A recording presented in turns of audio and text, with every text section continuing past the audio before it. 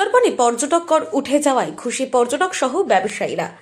মুখ্যমন্ত্রী মমতা বন্দ্যোপাধ্যায়ের ঘোষণায় খুশি সুন্দরবনের পর্যটক থেকে শুরু করে ব্যবসায়ী সহ সাধারণ মানুষ। এবার শীতের মৌসুমে পর্যটনের ব্যবসা মার খেয়েছে। শীতের মৌসুম প্রায় শেষের পথে।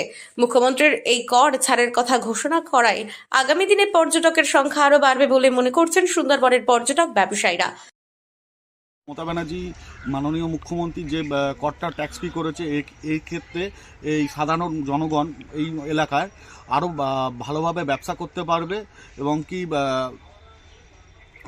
আপনার আরও পর্যটক বৃদ্ধি পাবে এই অঞ্চলের বুকে, আরও ডেভেলপ হবে। সুন্দরবনের ট্যুরিস্ট আসলেই এই অঞ্চলের মানুষরা আরও ব্যবসা বৃদ্ধি করতে পারবে। আগে সুন্দরবন আসলে পয়সা দিতে হতো, কিন্তু এখন যেটা ট্যাক্স ফ্রি হওয়ার কারণে আরও ভালো হলো। এই জায়গা মানুষগুলো ভালোভাবে ব্যবসা করতে পারবে এবং কি আমরাও ভালোভাবে ঘুরতে পারবো। এর ফলে লাভবান হবে সুন্দরবন অঞ্চলের বাসিন্দারা। বোট মালিকরা বলেন, মুখ্যমন্ত্রী কর তুলে দেওয়ায় খুব সুবিধা হয়েছে। এর ফলে বোট মালিকদের অনেক সুরাহা হবে। আগে সুন্দরবন বেড়াতে এলে মাথা পিছু 180 টাকা খরচ হতো। এছাড়া বন দপ্তরকে বোট মালিকদেরকে দিতে হতো 1000 টাকা। তার উপর ছিল খাওয়া দাওয়া ও বোটের তেলের খরচ। সব মিলিয়ে 1000 টাকারও বেশি খরচ হতো। সেই খরচ অনেকটাই কমবে। এখন শুধুমাত্র নৌকার ভাড়া ও খাওয়ার খরচ দিলেই চলবে।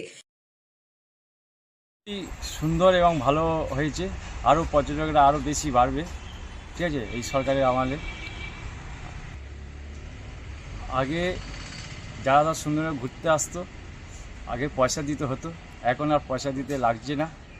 আগের চেয়ে আরও বেশি পর্যটকরা বাড়বে। আমাদের খুবই সুন্দর লাগছে এবং ভালোও হয়েছে। এই ব্যবস্থাটা যদি দীর্ঘদিন ধরে চলে তাহলে আরও খুবই ভালো হবে।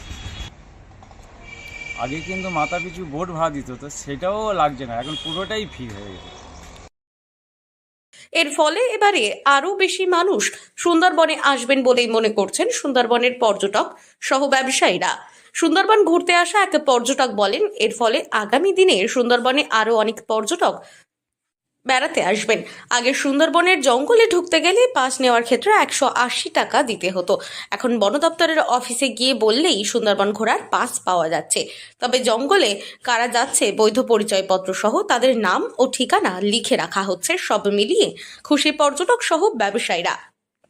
দক্ষিণ 24 পরগনা থেকে সুমন সাহার রিপোর্ট, লোকাল 18 বাংলা।